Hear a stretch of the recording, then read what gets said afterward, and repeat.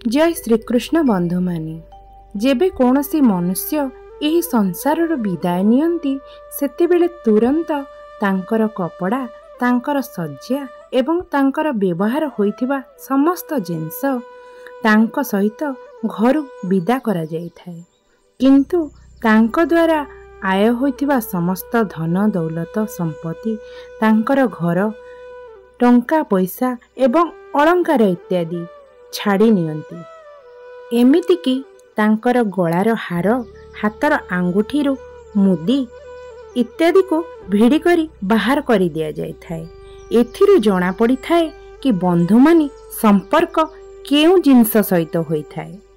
किंतु आपणक द्वारा अर्जन करा जायथिबा पुण्य परोपकार धर्म एहाको केबे भी छड़ाई नहीं पारिबे नाही केही।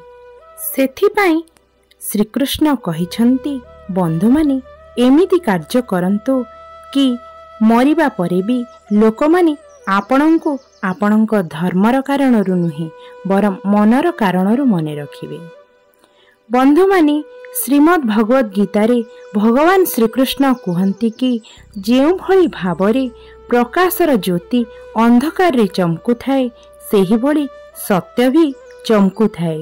सेथिपाई मनुष्य को सर्वदा सत्यर रास्तारे चलिबा दरकार। मृत्यु एक अटल सत्य अटे जहाको अमान्य करी होई न थाए। एही संसारर जेबेठारु सर्जना होइछि सेबेठारु जन्म मृत्युर चक्र चली आसुछि। केही मनुष्य जेते भी ज्ञान अर्जन करंतु ना काहेकि पूरा जगत को जानी भी नियंतु ना काहेकि किंतु से जदि स्वयं को जानी न पारंती तो से संपूर्ण अज्ञानी अटंती। बंधु मानी श्रीकृष्ण कहंती जदि केही आपणं को भूली जाए तो मन दुख करंतु नहीं। से माने वास्तव रे आपणंकर मूल्य बुझंती ही नहीं। खराब समय चली जाय थाए बंधु माने बस सेही ऊपर वाला आमर धैर्यर पराकाष्ठा देखु थांती।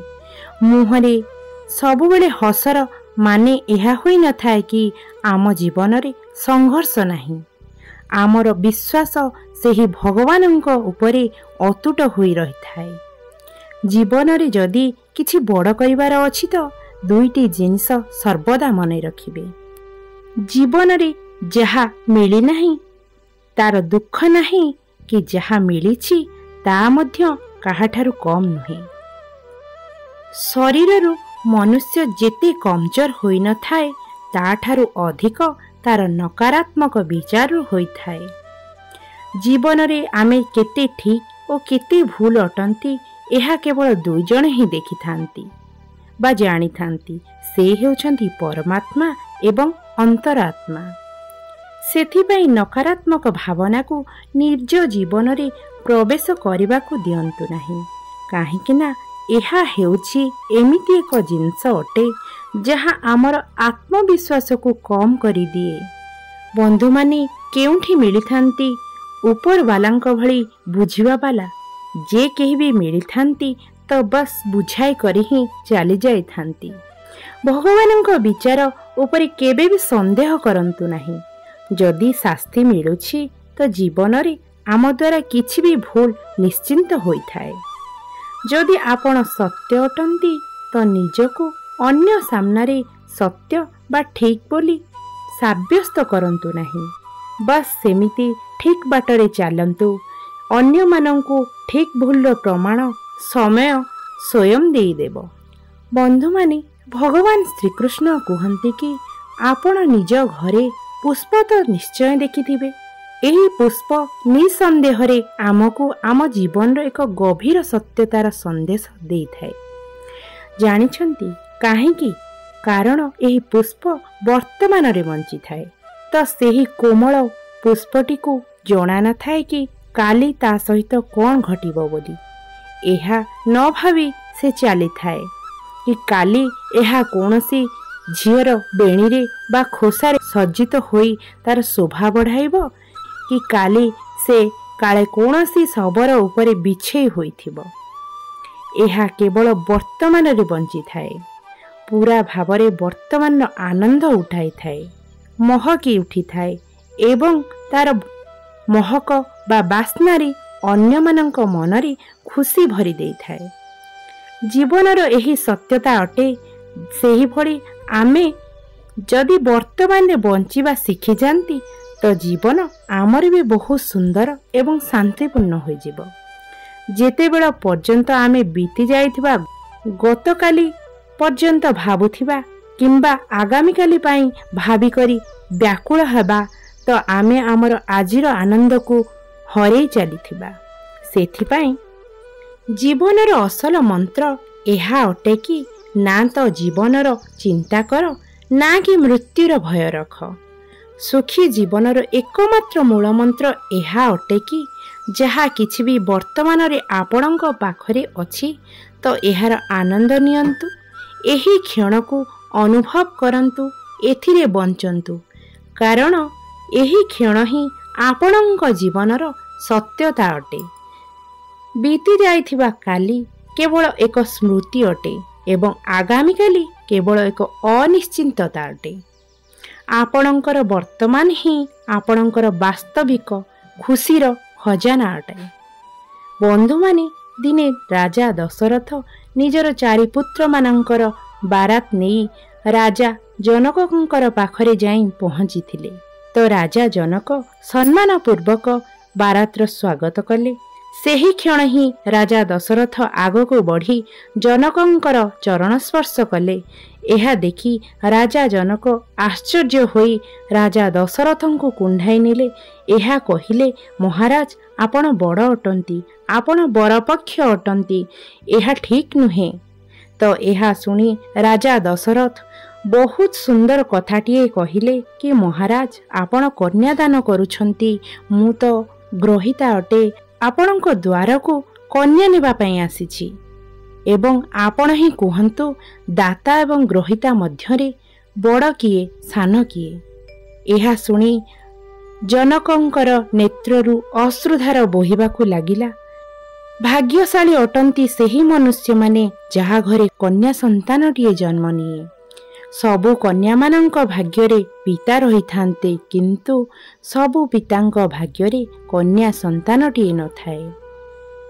ଭଗବତ ଗୀତାରେ ଭଗବାନ ଶ୍ରୀକୃଷ୍ଣ କୁହନ୍ତି କି ଦେଖ ତ ଏହି ସଂସାର କେତେ ସୁନ୍ଦର ଏବଂ ମୋହପୂର୍ଣ୍ଣ ପ୍ରତୀତ ହେଉଛି, କିନ୍ତୁ ଏହି ସଂସାରର ବାସ୍ତବିକ ସତ୍ୟତା ହେଉଛି କି ସବୁକିଛି ଏଠାରେ ଚିରସ୍ଥାୟୀ ନୁହେଁ। ଏହି ସଂସାରରେ ଆଜି ଯାହା ଅଛି କାଲି ତାହା ରହିବ ନାହିଁ ଏବଂ କାଲି ଯାହା ବିତିଗଲା ତାହା ମଧ୍ୟ ଆଜି ନାହିଁ। ସମୟର ଧାରା ପ୍ରତ୍ୟେକ ଜିନିଷକୁ ନିଜ ସହ ଭସାଇ ନେଇଥାଏ।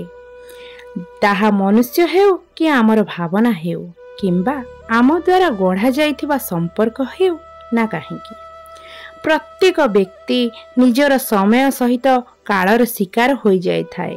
ସୌନ୍ଦର୍ଯ୍ୟର ନାଶ ବାର୍ଦ୍ଧକ୍ୟରେ ହୋଇଥାଏ ଏବଂ ପ୍ରାଣର ନାଶ ମୃତ୍ୟୁରେ ହୋଇଥାଏ। ଆଳସ୍ୟ ଆମର ଧର୍ମର ନାଶ କରିଥାଏ, ଆଉ କ୍ରୋଧ ତ ସବୁଠାରୁ ଅଧିକ ଘାତକ ଅଟେ। ଏହା ଆମର ସବୁଠାରୁ ନିକଟତର ସମ୍ପର୍କ ନାଶ କରିଦିଏ। କିନ୍ତୁ ଗୋଟିଏ ଭାବନା ଏମିତି ବି ଅଟେ ଯାହା ଏହି ସବୁଠାରୁ ଅଧିକ ହାନିକାରକ ହୋଇଥାଏ, ଆଉ ତାହା ହେଉଛି ଅଭିମାନ। ଅଭିମାନ ଏକୁଟିଆ ହିଁ ସବୁ ସମ୍ପର୍କ, ସବୁ ଗୁଣ ଏବଂ ଏପରିକି ଆପଣଙ୍କର ନିଜର ଆତ୍ମସମ୍ମାନକୁ ବି ନଷ୍ଟ କରିବାର ସମର୍ଥ ଅଟେ। ସେଥିପାଇଁ ଜ୍ଞାନକୁ ନିଜ ପାଖକୁ ଆସିବାକୁ ଦିଅନ୍ତୁ, ଜ୍ଞାନକୁ ସ୍ୱୀକାର କରନ୍ତୁ, ତାକୁ ଗ୍ରହଣ କରନ୍ତୁ, କିନ୍ତୁ ଅଭିମାନକୁ କେବେ ବି ନିଜକୁ ସ୍ପର୍ଶ କରିବା ପାଇଁ ଦିଅନ୍ତୁ ନାହିଁ। ଯଦି ଅଭିମାନ ଆମ ଜୀବନରେ ଥରେ ପ୍ରବେଶ କରିଯାଏ ତ ସେ ଆପଣଙ୍କ ଜୀବନର ଅର୍ଜିତ ସବୁ ଜିନିଷକୁ ନଷ୍ଟ କରିଦେବ। ତାହା ଆପଣଙ୍କ ଗୁଣ ହେଉ, ଧନ ହେଉ, ଆପଣଙ୍କ ମିତ୍ର ହେଉ କିମ୍ବା ଆପଣଙ୍କର ଆନନ୍ଦର ଉତ୍ସ ବି ହେଉ, ସବୁକିଛି ଅଭିମାନ ସମାପ୍ତ କରିଦେବ। ଶ୍ରୀକୃଷ୍ଣ କୁହନ୍ତି, ବିନମ୍ରତାକୁ ଆପଣାନ୍ତୁ ଏବଂ ଜୀବନକୁ ବୁଝନ୍ତୁ କି ଏହି ଜୀବନରେ କିଛି ବି ସ୍ଥାୟୀ ନୁହେଁ। ଏହି ସଂସାର ଏକମାତ୍ର ଯାତ୍ରା ଅଟେ ଯେଉଁଠାରେ ଆମକୁ ଆମ କର୍ମ ସହିତ ଆଗକୁ ବଢ଼ିବାର ଅଛି। ଯାହା ବିତି ଯାଇଛି ତାକୁ ଯିବାକୁ ଦିଅନ୍ତୁ ଏବଂ ଯାହା ଆସୁଛି ଜୀବନରେ ସେଥିପ୍ରତି ସଜାଗ ରୁହନ୍ତୁ। भगवान श्रीकृष्ण कहते क्षीर को दुखी कले ताहा दही बनीजाए, दही को कष्ट देले ताहा लहुणी बनीजाए, लहुणी को कष्ट देले ताहा घी होता है। क्षीर रु दामिका दही होता है, दही रु दामिका लहुणी एवं लहुणी रु दामिका घी होता है। किंतु एही चारोटी जाक जिनिसर रंग गोटिए ही होता है। एहार अर्थ एहा अटे कि बारंबार जीवन रे संकट आसीबा द्वारा भी जे मनुष्य निज जीवन रे रंग बदलै न थाए, समाज रे तांकर ही आत्मसम्मान बढ़ी थाए। क्षीर उपयोगी अटे किंतु गोटिए दिन पाई, तापर दिन से खराब हो जाए थाए। क्षीर रे गोटिए बुंदा छांच ढालिले ताहा दही बनी जाए, ताहा केवल आउ 2 दिन पाई तिष्ठी रहिताए। दहीर मंथन करने द्वारा लहुणी बनी जाए एवं लहुणी को गरम कले घी बनी जाए। एही घी केबे भी खराब होई न थाए। गोटिए दिन रे खराब हो जाउथुवा क्षीर रे केबे भी खराब न हेला भली घी लुचि रही थाए। एही भली आपणक मन भी शक्ति द्वारा भरी रहिछि।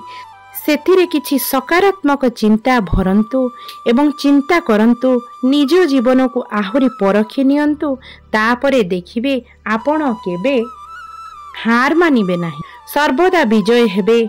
आमे समस्ते मंदिर जाआंती, भगवानଙ୍କ सामनारे मुंड नुआंती एवं निज इच्छा को तांको सम्मुखरे रखंती, किंतु केबे भाबिछंती कि भगवान को केमिति लागुथिबो कि तांको भक्त माने तांको सामना को केवल निजर इच्छा पूर्ण करने को आसुछंती बोली जानिबारु, ना कि तांको दर्शन करिबा पाई। मनुष्य निजर इच्छा भगवान पाखरे रखंती, किंतु इच्छा पूर्ण नहेले निराश हो जाती। किंतु कौन यह ईश्वरंकर आराधना अटे? कौन आमे केवल ईश्वर को निजर स्वार्थ पाई स्मरण करती? आमको बुझिबा दरकार कि ईश्वरंक सामनारे मुंड नुआइबार असल उद्देश्य कौन हेबा दरकार। बंधु माने ईश्वर आमको प्रथमरु ही बहुत किछि देई रखिछंती, उत्तम स्वास्थ्य, जीवन एवं अपार संभावना। आमे आमर इच्छा को मागिबा आगरु ईश्वर को सर्वप्रथमे हृदय धन्यवाद देवा जरूरी अटे। जेबे आपण आगामी थर मंदिर जिबे तो ईश्वर को जणाइबे कि धन्यवाद प्रभु, आपण मते जहा किछि सबु देइछंती सेथिरे मु प्रसन्न अटे। मते केवल मार्गदर्शन दियंतु प्रभु कि मु मोर कर्मर माध्यम रे आहुरी भी भल कर्म करि पारे। जदि आमे केवल मागिबा पाई ईश्वरंक निकट को जिबा तो निजको केवल निम्न ही अनुभव करिबा, किंतु भगवान आमको जो योग्य करी गढ़ी तोलिछंती सेही कर्म एवं परिश्रम द्वारा ईश्वर को धन्यवाद करिबा तो एह ताहा सठिक भक्ति अटे। सेतेबेले जाए ईश्वर प्रसन्न हेबे एवं आमको भी तांको करुणा ठीक भावरे प्राप्त हेबो। जीवन रे चाहू केते भी कष्ट आसु पछे आमे आमको आम जीवन रे दृढ़ रहिबार अछि। ईश्वर को केवल प्रार्थना करिबार अछि कि से आमको सठिक मार्गदर्शन करांतु। गोटिए छोट गाँ रे भगवान विष्णुंकर गोटिए प्राचीन मंदिरटिए थाए। मंदिरर सामनारे गोटिए बड़ एवं सुंदर बगीचाटिए थाए। सेही बगीचारे देखाशुणा करिबा पाई गोपाल नामक एक माळीटिए रहुथांती, जिए निज पत्नी गोपी सहित गोटिए छोटिया कुटीर रे से स्थान रे रहुथिले। गोपी घरर काम कार्य सारी खाली समय रे मंदिर जाई भगवान विष्णुंकर भजन गाती। दिने गोपी निजर कुटीर सामनारे थिबा गोटिए वृक्ष तले भगवान का भजन गान करुथिले तो अचानक से गोटिए मयूर को निज आड़को आसुथिबार देखिले। सेही मयूरटी धीरे धीरे तांको पाखकु आसिला एवं तार पंख को विस्तार करी नृत्य करने लागिला। गोपी तांको देखि करी हसी उठिले एवं अत्यंत प्रसन्न होई गले। जेमिति भजन समाप्त हैला तो मयूर सेठारु उड़ी गले।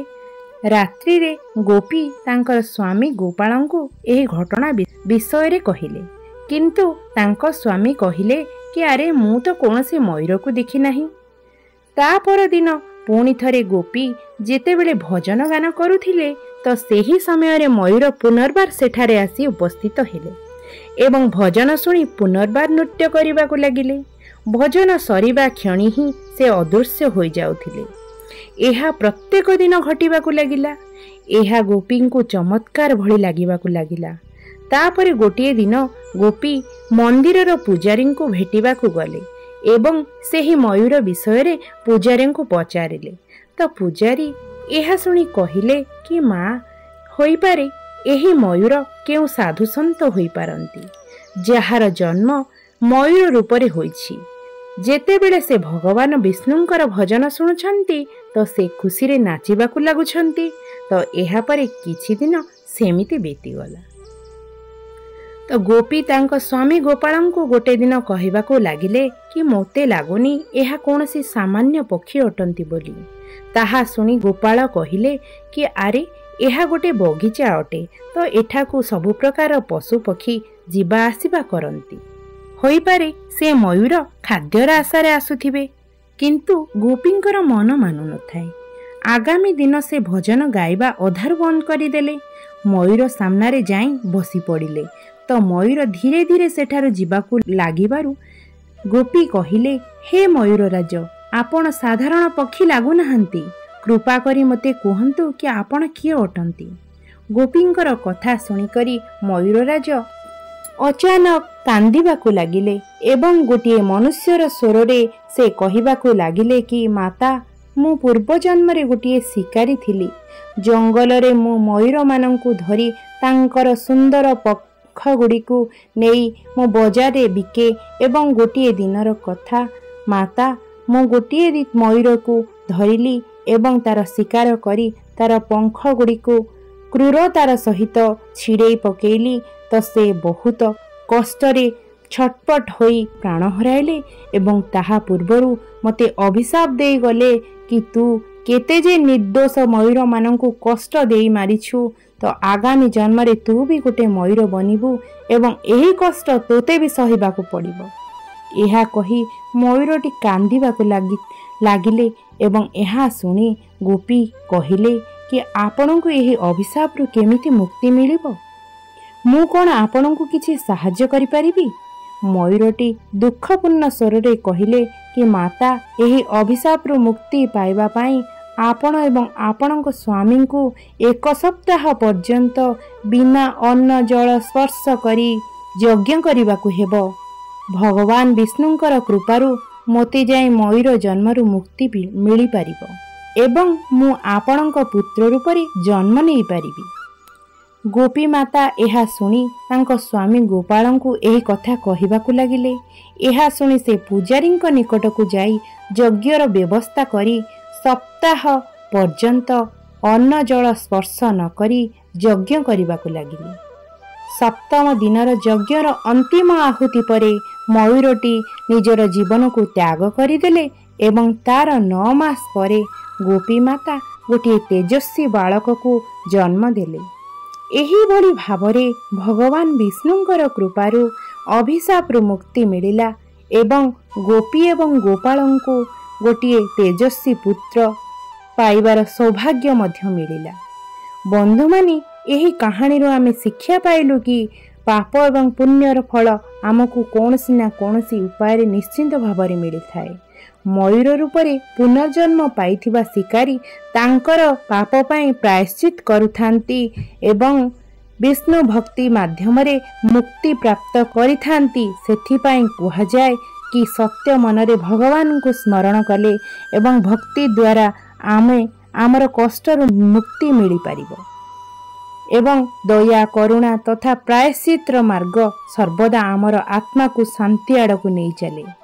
ଶ୍ରୀମଦ୍ ଭାଗବତ ଗୀତାରେ ଭଗବାନ ଶ୍ରୀକୃଷ୍ଣ କହିଛନ୍ତି, ହେ ଅର୍ଜୁନ, ଯେଉଁ ମନୁଷ୍ୟ ନା କେବେ ଅତ୍ୟଧିକ ଖୁସିରେ ଝୁମି ଉଠେ, ନା କାହାକୁ ହିଂସା କରିଥାଏ, ନା କେବେ ଦୁଃଖରେ ଭାଙ୍ଗି ପଡ଼ିଥାଏ ଏବଂ କୌଣସି କାର୍ଯ୍ୟକୁ ନେଇ ଚିନ୍ତିତ ହୋଇପଡ଼େ, ଶୁଭ ଏବଂ ଅଶୁଭ ସବୁ କର୍ମର ତ୍ୟାଗୀ ହୋଇଥାଏ, ସେହିଭଳି ମନୁଷ୍ୟ ମୋତେ ଅତ୍ୟନ୍ତ ପ୍ରିୟ ହୋଇଥାଏ।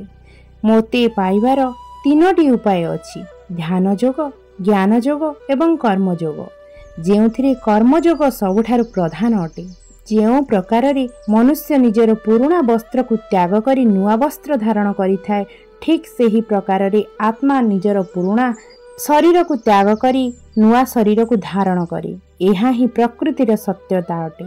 ଏହି ସତ୍ୟକୁ ସ୍ୱୀକାର କରି ଉପଯୁକ୍ତ ହୋଇ ଜୀବନରେ ବର୍ତ୍ତମାନରେ ବଞ୍ଚିବା ଦରକାର। ବନ୍ଧୁମାନେ, ଏହି ଭିଡ଼ିଓଟିରୁ ଆପଣମାନେ ବହୁତ କିଛି ଶିଖିବାକୁ ପାଇଥିବେ ବୋଲି ଆଶା କରୁଛି। ଯଦି ଏହି ଭିଡ଼ିଓଟି ଭଲ ଲାଗିଥିବ ଦୟାକରି ଲାଇକ୍ କରିବେ ଏବଂ ଆପଣଙ୍କ ବନ୍ଧୁମାନଙ୍କ ସହିତ ସେୟାର କରିବେ। ଯଦି ଆପଣମାନେ ଏହି ଚ୍ୟାନେଲଟିରେ ନୂଆ ଅଛନ୍ତି ତେବେ ଏହି ଚ୍ୟାନେଲଟିକୁ ସବସ୍କ୍ରାଇବ୍ କରିନେବେ ଏବଂ ଆମର ନୂଆ ନୂଆ ପ୍ରେରଣାଦାୟକ ଭିଡ଼ିଓ ପାଇବା ପାଇଁ ବେଲ୍ ଆଇକନ୍କୁ କ୍ଲିକ୍ କରନ୍ତୁ। ଏବଂ ବନ୍ଧୁମାନେ, ଆପଣମାନଙ୍କୁ ଯଦି ଏହି ଭିଡ଼ିଓଟି ପସନ୍ଦ ଆସିଛି ତ କମେଣ୍ଟରେ ଜୟ ଶ୍ରୀକୃଷ୍ଣ ନିଶ୍ଚୟ ଲେଖିନିଅନ୍ତୁ। ଏହି ଭିଡ଼ିଓଟିକୁ ଶେଷ ପର୍ଯ୍ୟନ୍ତ ଦେଖିଥିବାରୁ ଆପଣମାନଙ୍କୁ ଅଶେଷ ଅଶେଷ ଧନ୍ୟବାଦ।